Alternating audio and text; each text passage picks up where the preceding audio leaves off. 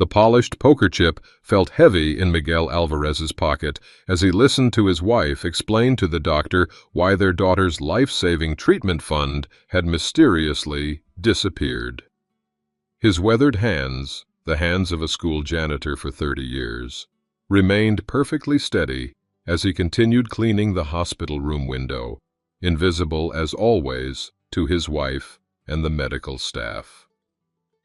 Eleanor's voice broke as she confessed to gambling away $127,000 meant for Sophia's treatment, her eyes never once meeting Miguel's, as though his presence were merely a shadow in the room. 10-year-old Sophia watched her father from the hospital bed, her faith in him unshaken despite her mother's whispered excuses about your father's limitations. What Eleanor never realized about the quiet man she dismissed as just a janitor would soon change everything, starting with the single poker chip he kept in his pocket all these years. Miguel Alvarez moved methodically through the empty school hallway, his mop creating perfect figure eights across the floor.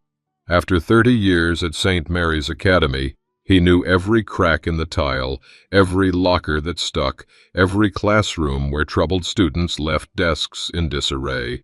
Tonight, as always, he started with Ms. Peterson's advanced mathematics classroom, not because it needed the most attention, but because of what he might find discarded in the trash. He carefully smoothed out a crumpled worksheet, nodding at the complex calculus equations.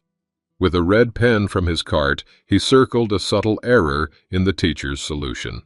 He'd never mention it, of course, just as he never mentioned how he solved these problems in his head while cleaning, or how he used to create similar systems to calculate odds at poker tables decades ago.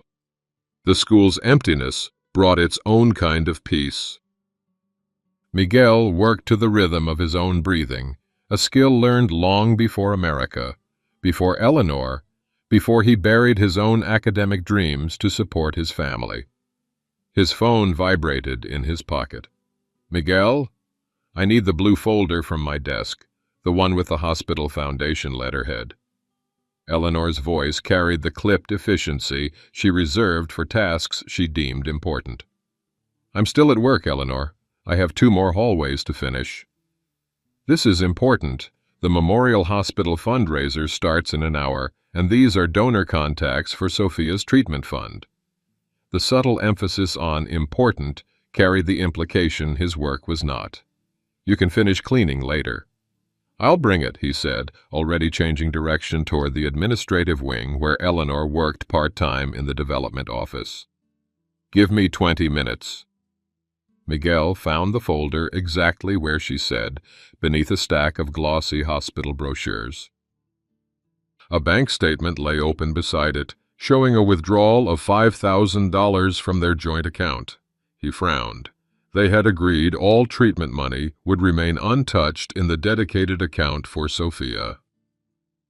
40 minutes later, Miguel pulled up to the gleaming entrance of the Memorial Hospital Event Center, still in his janitor's uniform. Eleanor had texted that the event had already started and to hurry. He tucked his weathered hands into his pockets, feeling the smooth poker chip he always carried. A reminder of another life, another skill set, another Miguel Alvarez that Eleanor had never known. The ballroom glittered with wealthy donors in evening wear. Miguel spotted Eleanor immediately, elegant in a dress he didn't recognize, laughing with Dr. Wilson and a group of hospital board members. "Ah, here's my husband with the donor information," Eleanor said as he approached, her smile tight. She took the folder without quite meeting his eyes. When an older gentleman asked his name, Eleanor smoothly interjected, "He's with the maintenance staff at St. Mary's," before steering the conversation toward the experimental treatment Sophia needed. "Miguel, would you mind using the service entrance next time?" she whispered, handing him the car keys. "They're very particular about the guest list. You can wait in the car. I shouldn't be more than an hour." He nodded, noticing how she'd already turned away before he could respond. Across the room, Mr. Jenkins, the school principal, caught his eye with a sympathetic nod. One of the servers, a former student whose locker Miguel had quietly fixed countless times, gave him a respectful smile as he passed. Outside in the parking lot, Miguel sat in their aging Honda, turning the poker chip between his fingers. The chip, a souvenir from his brief but legendary run at the tables before he'd promised his mother he'd find more honorable work, caught the light from the street lamp. He'd been known as the Invisible Man then, for his ability to blend into any game unnoticed until the moment he cleaned out the table. Not so different from now, he murmured to himself. A soft tap on the window startled him. Mrs. Patel, an elderly hospital volunteer, stood beside the car with 2 coffee cups. "Thought you might need this, Mr. Alvarez," she said, as he rolled down the window. "It's cold tonight." "Thank you, Mrs. Patel. You didn't have to do that." She handed him the coffee. "I saw what happened inside. Some people mistake kindness for weakness, you know." Her eyes held a knowing wisdom. "Your daughter has your patience. She told me about your math games during her treatments." Miguel smiled genuinely for the first time that evening. "Sophia is a quick learner. She said her father could solve any problem with enough time." Mrs. Patel patted his hand. "A valuable skill, patience. Especially when life tests us." After she left, Miguel noticed a bank alert on his phone. Another withdrawal, $10,000 this time, from the account that held Sophia's treatment fund. His stomach tightened. The fundraiser tonight was supposed to be adding to that fund, not depleting it. He slipped the poker chip back into his pocket as Eleanor emerged from the building, her expression unreadable in the darkness. Something wasn't adding up, and for the first time in years, Miguel felt the familiar mental clarity of a card player detecting a bluff. The oncology department's waiting room had become Miguel's second office over the past year. While Sophia received her treatment, he used these hours to catch up on paperwork, sleep, or increasingly to investigate the discrepancies in their finances. Today, with his daughter safely in Dr. Wilson's care, Miguel spread bank statements across his lap, creating a timeline of withdrawals against a calendar of Eleanor's fundraising events. The pattern was impossible to ignore. Large withdrawals, $5,000, $10,000, now $15,000, all coincided with evenings Eleanor claimed to be meeting potential donors. Miguel pulled up the Memorial Hospital Foundation website on his phone. No mention of the events Eleanor had listed on their shared calendar. When he searched the dates and locations, however, a different pattern emerged. High-stakes poker tournaments at Riverside Casino, just across the state line. His hand went to the poker chip in his pocket, a habit from another lifetime. The familiar texture steadied him as his mind processed what he was seeing. Eleanor gambling with Sophia's treatment money was unthinkable, yet the evidence mounted with each statement he reviewed.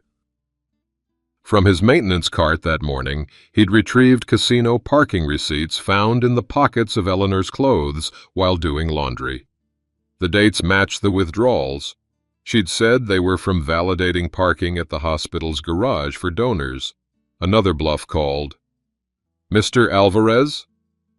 Dr. Wilson stood in the doorway, her white coat impeccable, her expression carefully neutral. "Do you have a moment? I'd like to discuss Sophia's treatment options privately."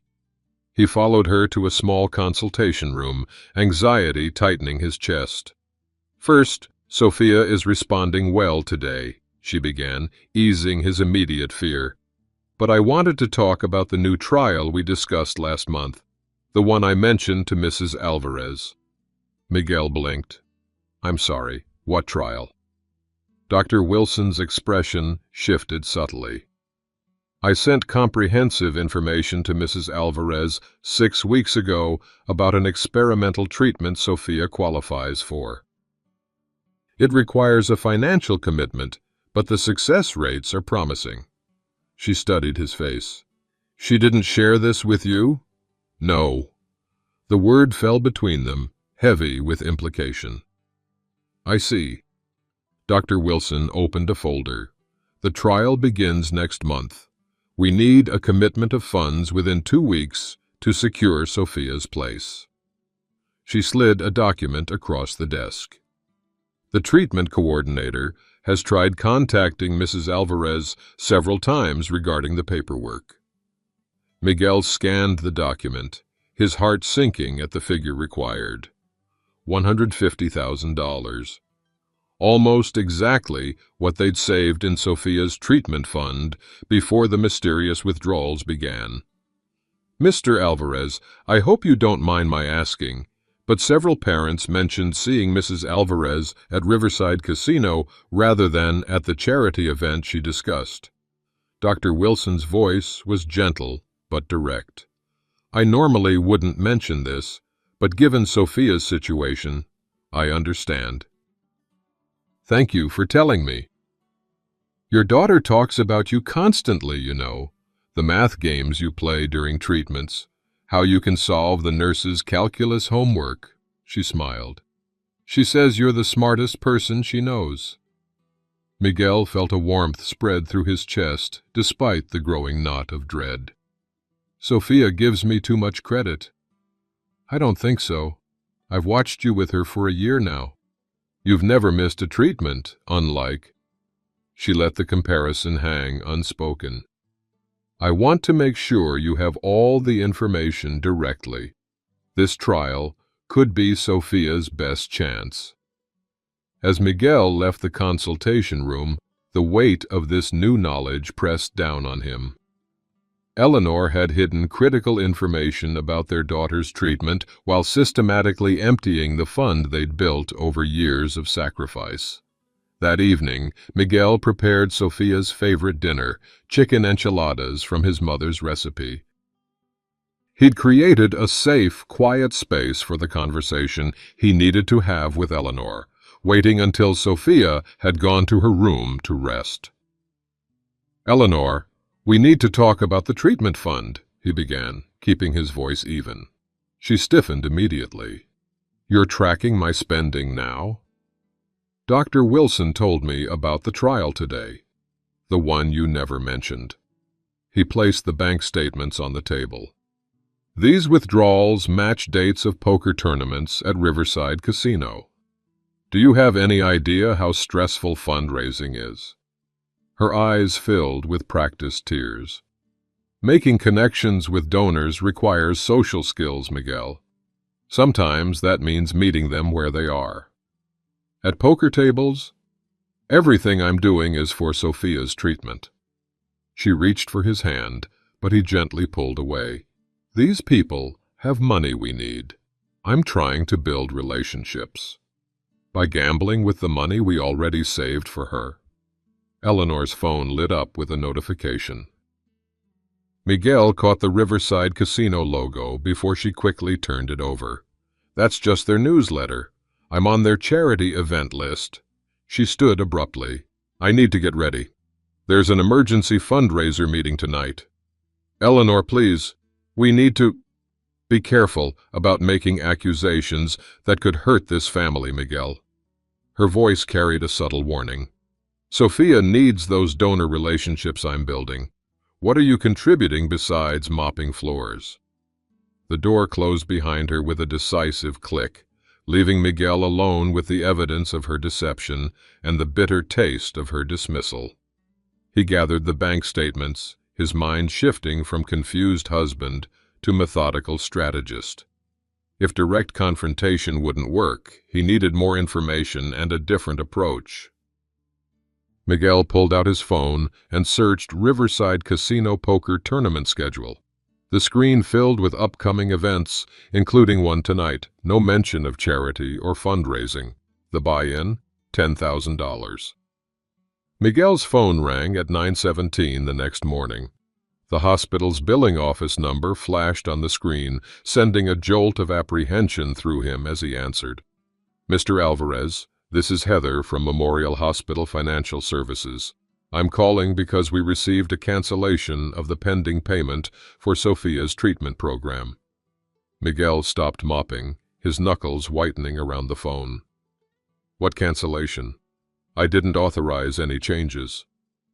"Our records show Mrs. Alvarez called yesterday to withdraw the deposit and remove Sophia from the treatment schedule. She indicated you would be pursuing other options." His mind raced. "There's been a mistake. Please don't remove Sophia from the program." "Can you hold the spot until I come in this morning?" 20 minutes later, Miguel sat in Dr. Wilson's office with the hospital's financial counselor and treatment coordinator. The emergency meeting had been arranged at Dr. Wilson's insistence after Miguel's frantic call. "We need to clarify what's happening with Sophia's treatment plan," Dr. Wilson began, her concerned gaze fixed on Miguel. "Mrs. Alvarez is on her way, but I wanted to review the situation with you first." The financial counselor opened a folder. The designated treatment account had $127,000 accumulated as of last month. However, withdrawals have reduced it to approximately $5,000, insufficient for either the current treatment continuation or the trial program. The numbers hung in the air like a death sentence. Miguel's hands trembled slightly, not from fear, but from a quiet, building rage he rarely allowed himself to feel. The door opened and Eleanor entered, her composed expression faltering when she saw the assembled group. "What's going on? I was told there was an emergency with Sophia." "The emergency," Dr. Wilson said carefully, "is that Sophia's treatment funding has been withdrawn, potentially eliminating her options for continued care." Eleanor's eyes darted to Miguel, then away. "There's been a misunderstanding. We're exploring alternative funding approaches." "Mrs. Alvarez," the financial counselor interjected, "our records show multiple large withdrawals from the dedicated treatment account over the past 6 weeks, totaling approximately $122,000. "Miguel," Eleanor turned to him, voice breaking perfectly on cue, "I was trying to help. The fundraising wasn't producing results fast enough, and I thought I could multiply our savings." "By gambling it away?" The words escaped before he could modulate his tone. Eleanor's composure cracked. "I'm good at poker. I just had a few bad nights. If we had better insurance or income, I wouldn't have had to take this risk." "Risk?" Miguel's voice remained quiet, but the room fell silent. "You risked our daughter's life." "Don't you dare blame me." Eleanor's voice rose sharply. "Your career choices left us with limited options.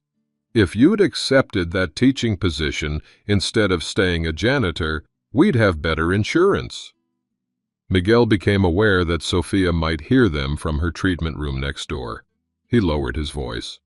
"Dr. Wilson, what does this mean for Sophia's treatment?" The doctor's expression was grave. "Without immediate financial commitment, we'll lose her place in the trial. The conventional treatment can continue for another 2 weeks on what insurance covers. But after that," she left the implications unspoken. "What if I make a partial payment today?" Miguel asked. "To hold her place." "How?" Eleanor laughed bitterly. "With your janitor's salary?" "Actually," the financial counselor interjected, "we could hold her place with a $25,000 deposit by the end of next week, with the remaining balance due before treatment begins." Eleanor stood suddenly. "I need some air." She left without looking at Miguel, the door closing with finality behind her. "Mr. Alvarez," Dr. Wilson said gently after a moment, "there's something else you should know. Mrs. Alvarez has taken a second mortgage on your home.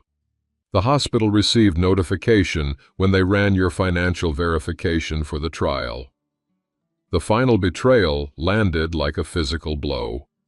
The modest home they'd struggled to pay off for 20 years, mortgaged without his knowledge. In that moment, something fundamental shifted inside Miguel Alvarez. The quiet, accommodating man who'd accepted disrespect for decades receded, and in his place emerged the strategic thinker who had once dominated poker tables across the Southwest. "Thank you for telling me," he said, his voice steady. "I'll find a way to secure Sofia's place in the trial." After the meeting, Miguel found himself in the hospital chapel, seeking not prayer but silence to think. The poker chip moved methodically through his fingers, a tactile meditation that cleared his mind as it had years ago before big games. "Miguel Alvarez?" A voice broke his concentration. "I thought that was you." Miguel looked up to see an older man in an expensive suit, studying him with recognition. "Thomas Reeves," the man said, extending his hand. "We met a lifetime ago at a different kind of table." Recognition dawned slowly. Reeves had been a dealer at El Paso's underground poker rooms in the 90s, now apparently risen to legitimate success. "You disappeared at the height of your run," Reeves continued, sitting beside him. "The Invisible Man, they called you. Never saw anyone with your head for numbers." "That was another life," Miguel replied. "Maybe. But some skills never leave you." Reeves studied him. "I'm the tournament director at Riverside now. Saw a woman lose big there recently, going all in with weak hands, chasing impossible draws. Last night she dropped another 50 grand. Eleanor, I think she calls herself." Miguel's expression must have revealed something, because Reeves nodded slowly. "Your wife?" "Yes." "Thought so. There's a resemblance in how she calculates odds, just not nearly as good as you were." Reeves handed him a business card. "The Western Championship starts next week. $500,000 prize pool. First place would solve a lot of problems." "I don't play anymore." "Maybe you should." Reeves nodded toward the treatment wing. "For the right reasons this time." After Reeves left, Miguel sat motionless, the business card heavy in his hand. He'd walked away from poker decades ago, promising his mother he'd find more honorable work. Now that same skill might be the only thing that could save his daughter. He pulled out his notebook and began to calculate precisely what he would need to secure Sofia's treatment. His vintage Mustang, the one luxury he'd allowed himself after years of restoration work, would sell for enough to cover tournament buy-ins. 3 weeks until treatment needed to begin. 2 weeks to secure the deposit. His mind mapped tournament brackets, calculating odds and progression requirements with the same precision he'd once applied to card probabilities. By the time Eleanor returned to the hospital, Miguel had already made his decision. She found him sitting calmly beside Sofia's bed, helping her with science homework as though nothing had changed. Only the poker chip, now visible on the bedside table rather than hidden in his pocket, suggested anything was different about Miguel Alvarez. The small apartment above Garcia's body shop hadn't changed in 20 years. Miguel climbed the narrow stairs, each step stirring memories of late-night strategy sessions and probability calculations. At the top, he knocked 3 times, then twice more, an old signal from another lifetime. The door opened to reveal Ernesto Garcia, now in his 70s, his mathematical genius hidden behind mechanics' coveralls and a gruff exterior. His eyes widened in recognition. Miguel Alvarez, el hombre invisible. He stepped back to allow Miguel entry. "I wondered if I'd ever see you again." The apartment was cluttered with books on game theory, probability, and advanced mathematics. Unusual decor for an auto mechanic, but Ernesto had always been more than he appeared, just like Miguel. I need your help, Ernesto. Miguel placed the poker chip on the table between them. For my daughter. Over the next hour, Miguel explained Sophia's condition, Eleanor's betrayal, and the desperate timeline they faced. Ernesto listened without interruption, his shrewd eyes assessing his former protege. "So you want back in the game," Ernesto said when Miguel finished. "After swearing you were done forever." "Not want, need." Miguel's voice was firm. "Sophia has 3 weeks before she loses her place in the treatment program."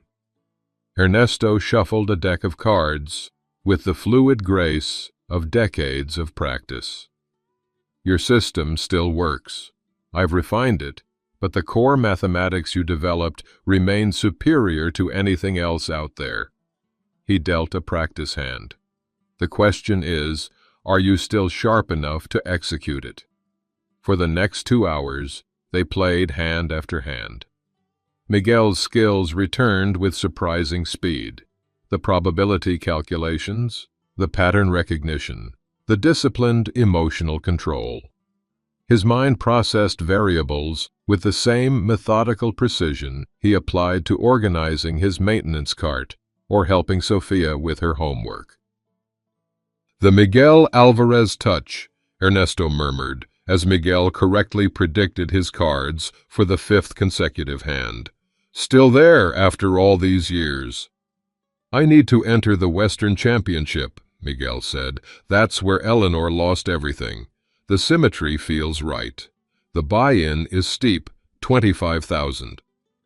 I'm selling my Mustang tomorrow. Should bring 30,000 minimum." Ernesto's eyebrows rose. "The 67 you've been restoring for a decade. Eleanor agreed to that?" "Eleanor doesn't know yet." Miguel's expression hardened slightly.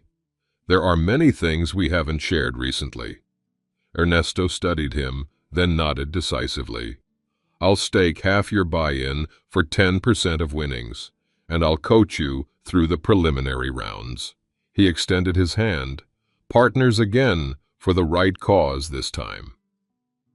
The next morning, Miguel met with Dr. Wilson in her office, laying out his plan with the same precise detail he applied to everything in his life.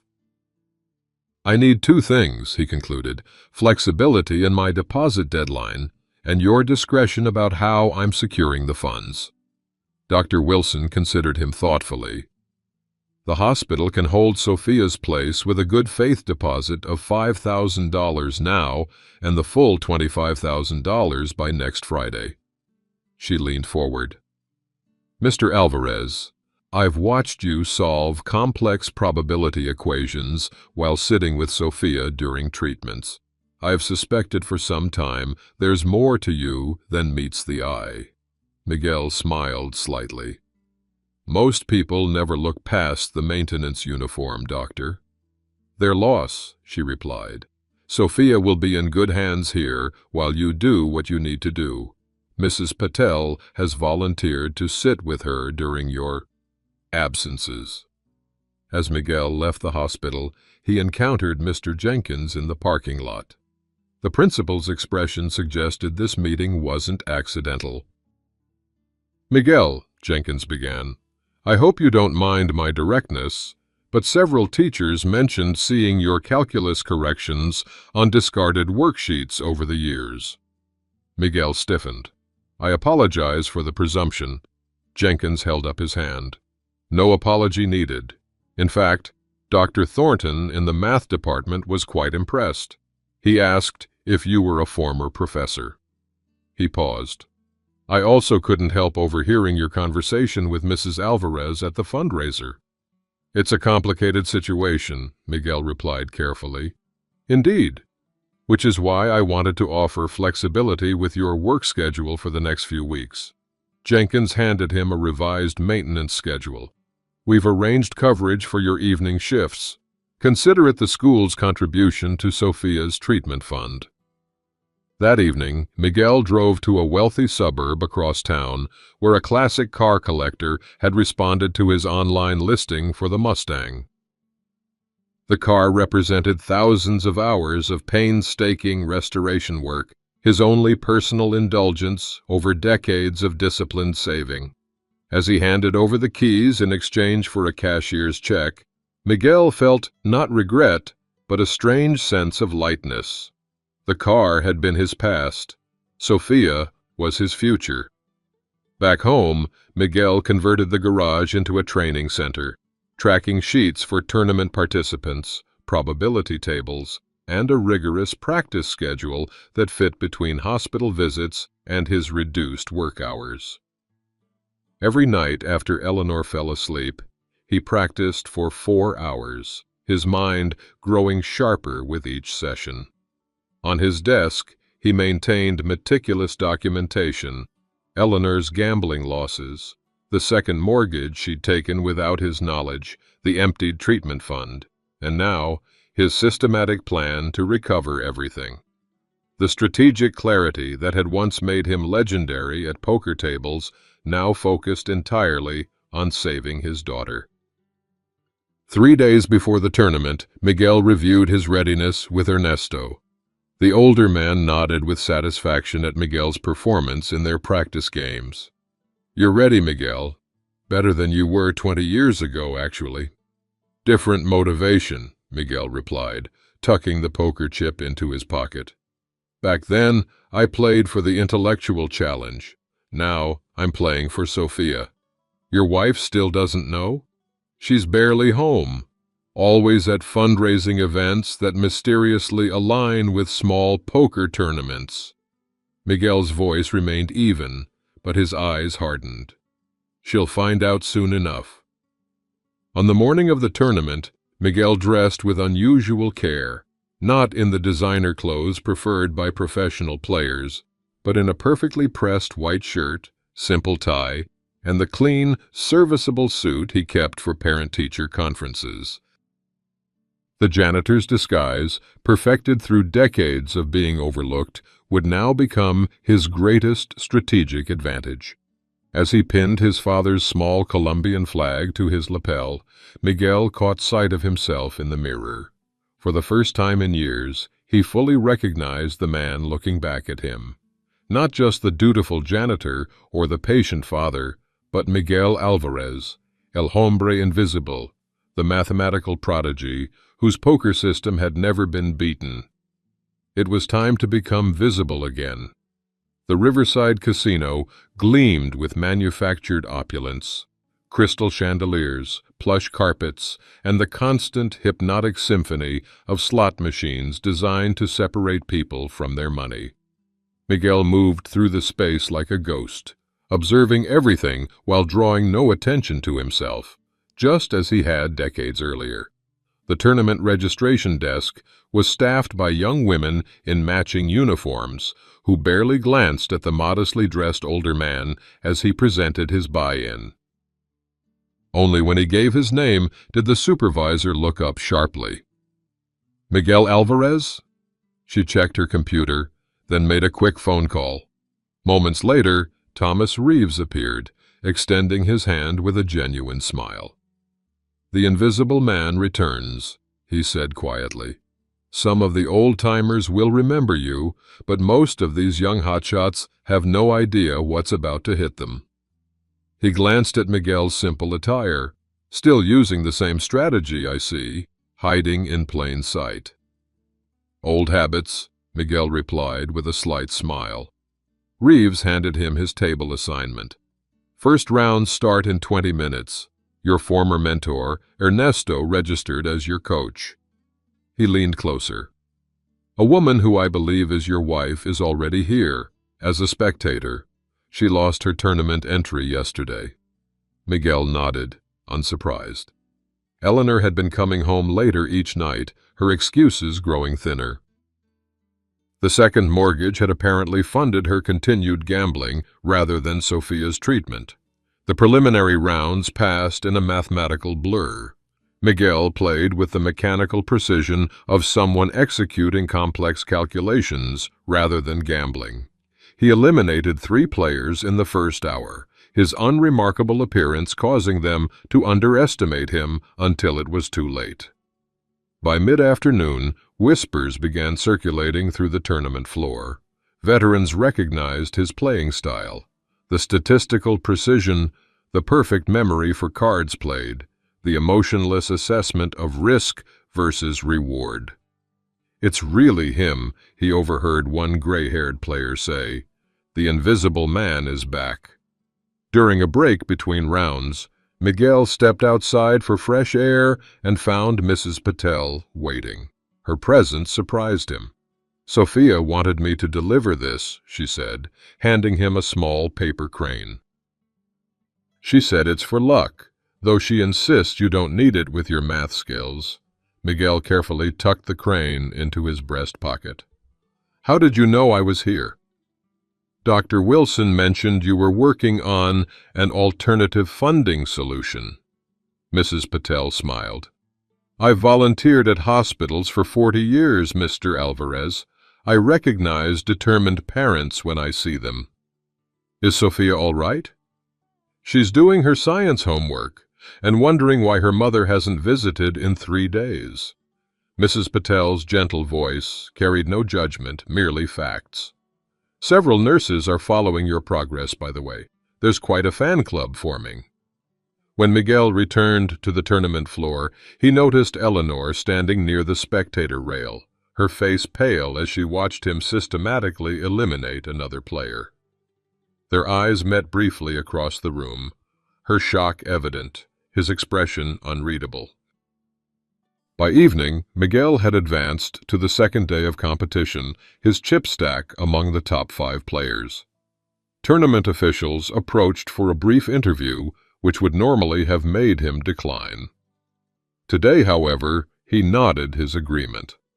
"Mr. Alvarez, you've created quite a stir returning to competitive play after more than 20 years, the interviewer began.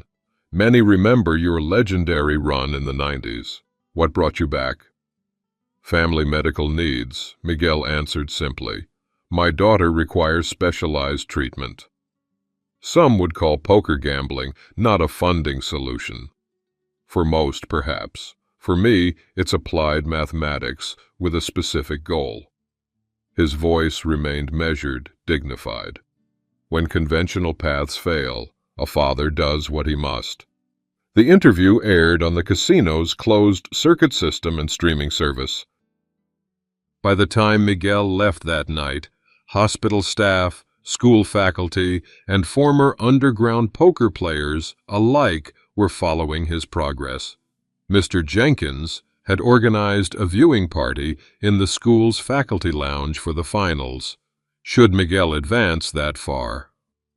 Eleanor confronted him in the parking lot, her composure cracking.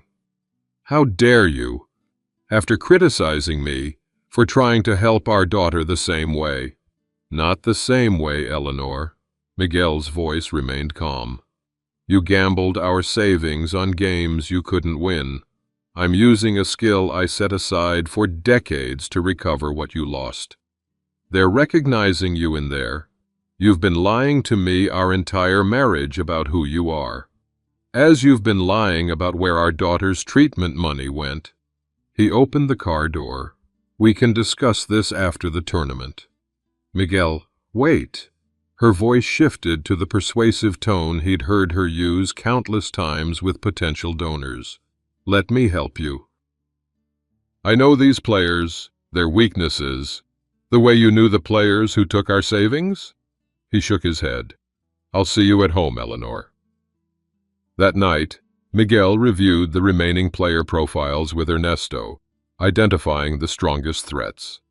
One name stood out: Victor Mercer, Eleanor's self-appointed poker mentor and a tournament professional with a reputation for aggressive play and questionable ethics. "He's good, but not as good as he thinks," Ernesto observed.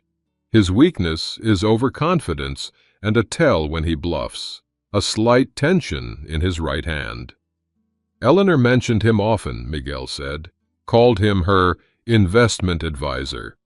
Ernesto snorted. "Only investment was in his tournament entries, I'd guess. He targets wealthy amateurs, especially women, convinces them He can teach them to win, then cleans them out. Miguel's expression hardened. Then it seems appropriate he'll face me in the finals. The second day of the tournament saw Miguel's methodical elimination of 16 more players. His quiet competence unnerved younger players accustomed to flashy moves and psychological warfare. He simply calculated odds, recognized patterns, and executed with precision. By late afternoon, tournament officials announced the final table for the following day. Miguel had secured his place alongside Victor Mercer and 6 other top players. The news spread quickly through Miguel's growing support network. That evening, as Miguel prepared for the final day, Eleanor made one last attempt to insert herself into his strategy. "Victor taught me everything I know about poker," she began, sitting across from him at their kitchen table. "He has certain patterns you should be aware of." "Like convincing you to gamble our daughter's treatment fund?" Miguel looked up from his notes. "Or perhaps taking a second mortgage on our home without my knowledge." Eleanor flinched. "How did you—" "The hospital's financial verification process is thorough." Miguel's voice remained even. "You've lost everything we spent decades building, Eleanor. Our savings, our home equity, our daughter's future. I was trying to help. Victor said my skills were exceptional, that I could easily double our money." "While he collected coaching fees, no doubt." Miguel shook his head. "He saw you coming, Eleanor. An amateur with access to cash and a desperate situation. The perfect mark." "And what are you doing that's any different?" she challenged, her voice rising. "The difference is that I will win." Miguel gathered his notes. "I suggest you attend tomorrow. You might learn something about the man you've dismissed as just a janitor for 30 years. The Western Championship final table drew a capacity crowd. 8 players remained from the original field of 327, with Miguel Alvarez, the unexpected story of the tournament, seated directly across from Victor Mercer, the odds-on favorite. Miguel arrived in the same simple suit, the paper crane from Sofia still in his breast pocket, his expression giving nothing away. A glance at the spectator section revealed a surprising array of supporters. Dr. Wilson and several hospital staff members, Mr. Jenkins and faculty from St. Mary's, Mrs. Patel with her hospital volunteer badge, and in the back row, Eleanor, her face tense with conflicting emotions. Tournament director Thomas Reeves welcomed the finalists and spectators with a brief introduction. When he reached Miguel, he paused. "Some of you may remember a player who dominated the Southwest Circuit in the 90s before disappearing, a mathematician whose system was never beaten." Reeves gestured toward Miguel. "The return of Miguel the Invisible Man Alvarez has been the story of this tournament." Victor Mercer studied Miguel with newfound wariness. The professional's usual confident smirk faltered slightly as recognition dawned. He'd been a novice when Miguel was at his peak, but the legends remained. "Mr. Alvarez has indicated he's playing for his daughter's medical treatment," Reeves continued, "while Mr. Mercer is seeking his 3rd consecutive championship title." The contrast could not have been clearer. The quiet janitor playing for his child versus the flashy professional defending his title. The audience's sympathies were evident in their applause. The final table began, with Miguel's methodical approach contrasting sharply with Mercer's aggressive style. 2 players were eliminated in the first hour, both falling to Mercer's calculated risks. Miguel continued his patient strategy, preserving his chips while studying each opponent's patterns.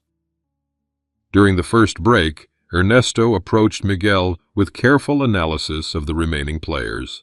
"Mercer's targeting you specifically," he murmured.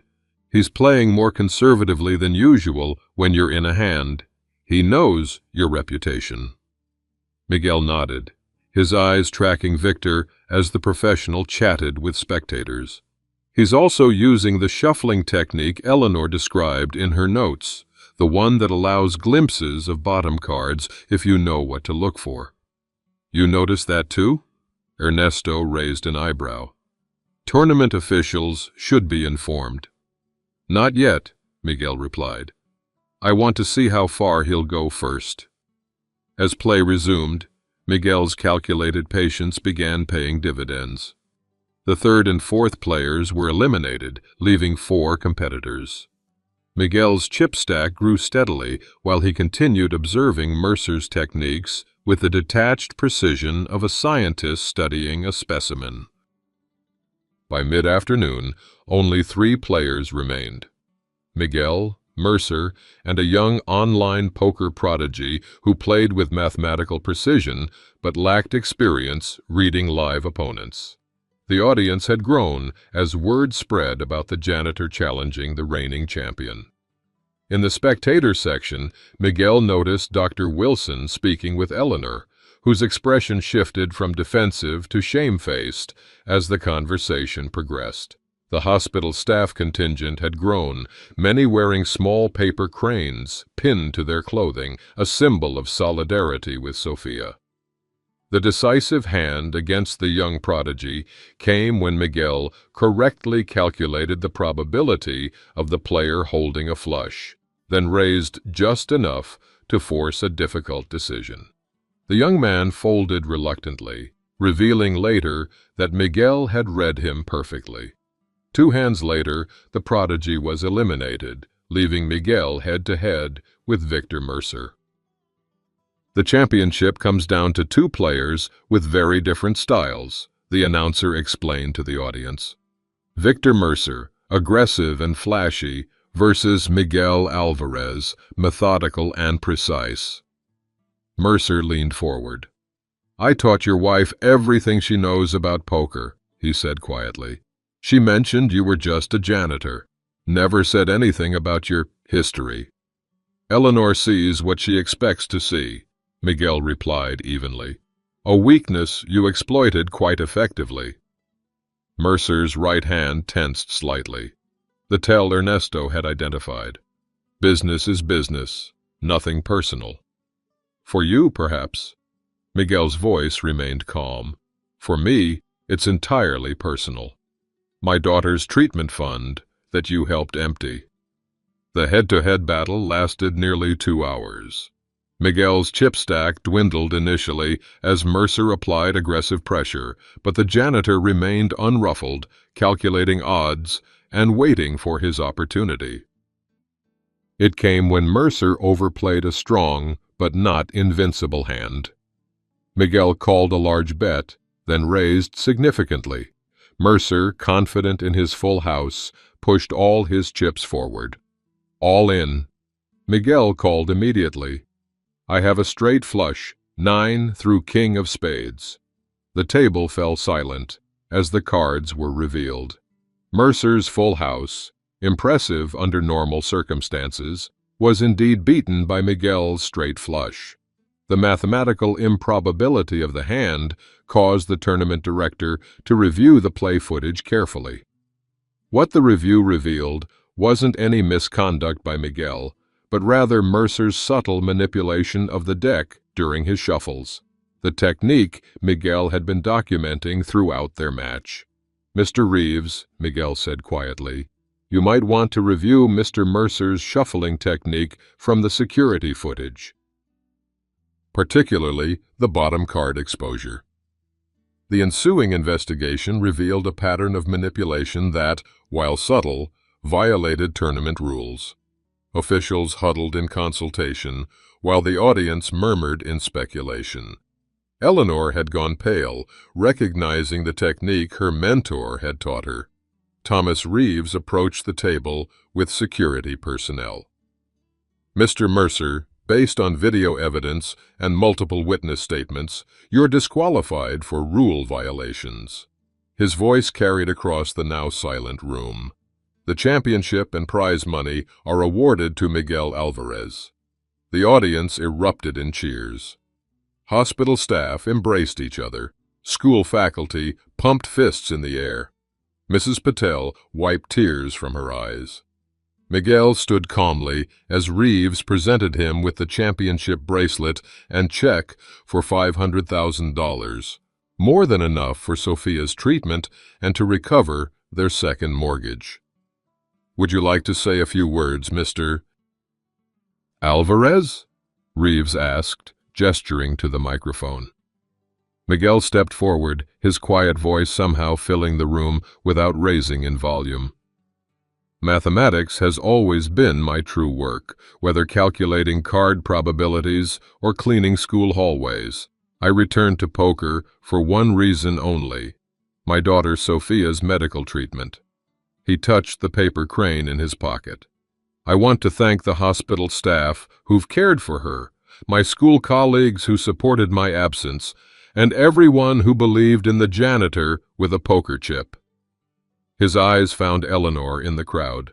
Appearances can be deceiving.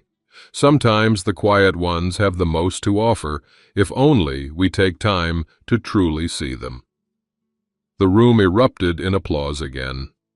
As Miguel stepped away from the microphone, Eleanor approached, her expression a complex mixture of shame, awe, and realization. "Miguel, I never knew. All these years." "No," he said simply. "You never asked. What happens now?" Her voice was small, stripped of its usual confidence. Miguel looked at her directly, his gaze neither angry nor triumphant, but clear-eyed and resolved. "Now we secure Sophia's treatment. Then we decide what kind of family we want to be moving forward, one built on respect and honesty, or not at all." As they left the tournament floor, hospital staff surrounded them with congratulations. Dr. Wilson approached with a tablet. "Sophia's watching the live stream from her room. She'd like to speak with the champion." Miguel took the tablet, his face softening at the sight of his daughter's excited expression. "Dad, you never told me you were a poker legend." Sophia's voice bubbled with pride. "The nurses are going crazy. They're calling you the Invisible Man and saying you're the hospital hero." For the first time in years, Miguel felt truly seen, not just as a janitor, a father, or a husband, but as his complete self. The invisibility he had cultivated for decades had finally been shed, revealed in the full light of who he truly was. 1 week after the tournament, Miguel sat in Dr. Wilson's office signing the final paperwork for Sophia's treatment program. The $25,000 deposit had been paid immediately after his victory, securing her place in the trial. Now, with the full treatment cost covered, they reviewed the schedule for the coming months.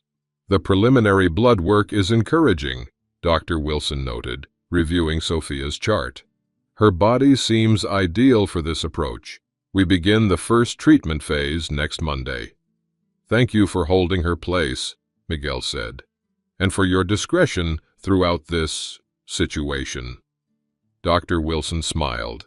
"Actually, I have a proposition for you, Mr. Alvarez. Our research department needs someone with strong mathematical skills for data analysis on treatment outcomes. Given what I've seen of your abilities, I wondered if you'd consider a part-time position while Sophia undergoes treatment." Miguel blinked in surprise. "You're offering me a job?" 3 days a week, analyzing probability factors in treatment responses." She slid a formal offer letter across the desk. "The schedule would accommodate both Sophia's treatments and your maintenance work if you choose to continue there." The salary on the letter was triple his janitorial income. More importantly, it acknowledged the abilities he'd kept hidden for decades. "I'll need to discuss this with Mr. Jenkins," Miguel said, carefully folding the letter. "But yes, I'm interested. Thank you." As he left the hospital administration wing, Miguel passed the small foundation office he'd established with part of his tournament winnings. The Sophia Alvarez Children's Treatment Fund would help families facing similar financial crises with medical expenses.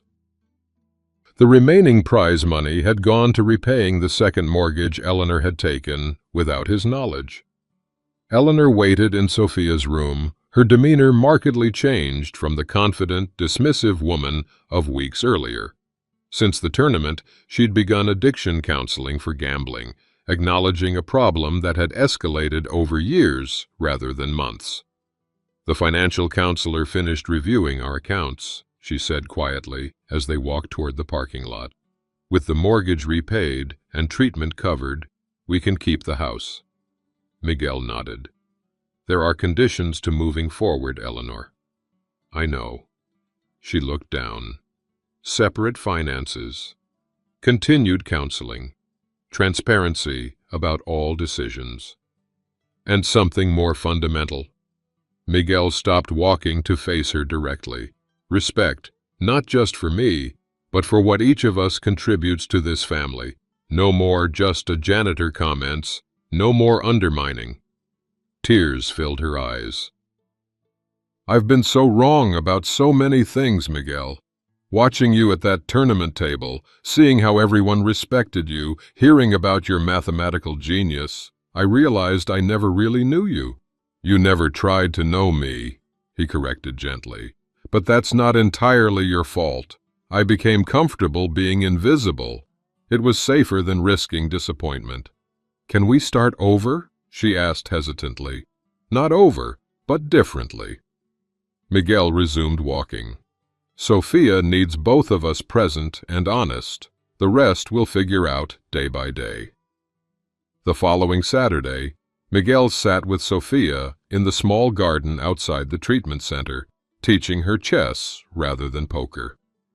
The game's strategic elements provided the mathematical stimulation she craved without the gambling associations.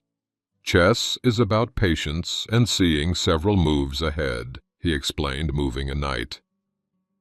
"Life works the same way. Is that how you won the tournament?" Sophia arranged her pieces with careful consideration. "By seeing ahead? Partly, I also recognized patterns others missed." Miguel watched her make a surprisingly sophisticated move. "Your mother never understood that my work as a janitor taught me to observe details others overlook." "Mom seems different now," Sophia noted. "She actually listens when I talk instead of just waiting for her turn." "People can change when they truly see themselves clearly." Miguel countered her move. "The hard part is maintaining that clarity." "Dr. Wilson says I might be able to go back to school part-time next month." Sophia captured his pawn with a triumphant smile. "She also said, you're helping with research now. Will you still clean the school too?" "Yes, but fewer hours, Mr. Jenkins has offered me some mathematics tutoring sessions for struggling students." "So you'll be Miguel the janitor and Miguel the mathematician?" He smiled. "I've always been both, mija. Now others can see it too." That evening, Miguel sat on their small porch, watching the sunset. Eleanor brought him coffee and sat in the adjacent chair, close but not touching, the new boundaries still being defined between them. "I spoke with my sister today," she said. "Told her everything, including how I enabled her spending problems for years." "How did she take it?" "Not well at first, but by the end, she was asking about my counselor's information." Eleanor sipped her tea. Breaking patterns is hard. "Worth doing, though." Miguel pulled the poker chip from his pocket, a habit he no longer needed to hide. "I've been thinking about value lately, not just money, but how we measure worth." "I measured it all wrong," Eleanor admitted. "Status, appearances, what others thought." "A person's worth isn't in their job title or bank account," Miguel said, watching the light play across the chip's surface. "It's in the problems they solve and the people they protect." He pocketed the chip. "I won't be needing this anymore." "You're not playing again?" she asked. "No need. That chapter is closed. I proved what I needed to prove, to myself more than anyone." He turned to her. "The mathematics research with Dr. Wilson is more meaningful, creating systems that help patients rather than beating opponents." As darkness fell, Miguel reflected on the journey of recent weeks. The invisible man had become visible at last, to his wife, to his colleagues, but most importantly, to himself. The quiet dignity he'd maintained through years of dismissal had transformed into a confident recognition of his own worth, independent of others' perceptions. The janitor with the poker chip had always been more than he appeared. Now the world could finally see what had been there all along. The measure of a person lies not in their title or public recognition, but in the problems they solve and the people they protect. Miguel's journey reminds us that dignity comes from within, not from others' validation. How many times have we dismissed someone based on their occupation, accent, or education? The janitor with mathematical brilliance, the gardener with botanical wisdom, the homemaker with management expertise. All around us are people of extraordinary capacity, hidden behind ordinary labels. Every person deserves to be seen completely, not merely for their function in our lives. True respect means looking beyond surfaces to recognize the full humanity and unique gifts each person carries, regardless of their position. Miguel's patience, strategic thinking, and unwavering focus represent the power of earned wisdom. These qualities, often dismissed in a world that values flash over substance, ultimately prove more powerful than impulsive action or superficial charm. Thank you for investing in Miguel and Sophia's journey. Your recognition of worth beyond titles and appearances helps create a world where dignity is preserved and wisdom is valued. Look around at the invisible people in your life, those whose contributions may go unrecognized. What mathematical genius cleans your office? What philosopher drives your bus? What strategic mastermind serves your coffee? The world changes when we truly see each other.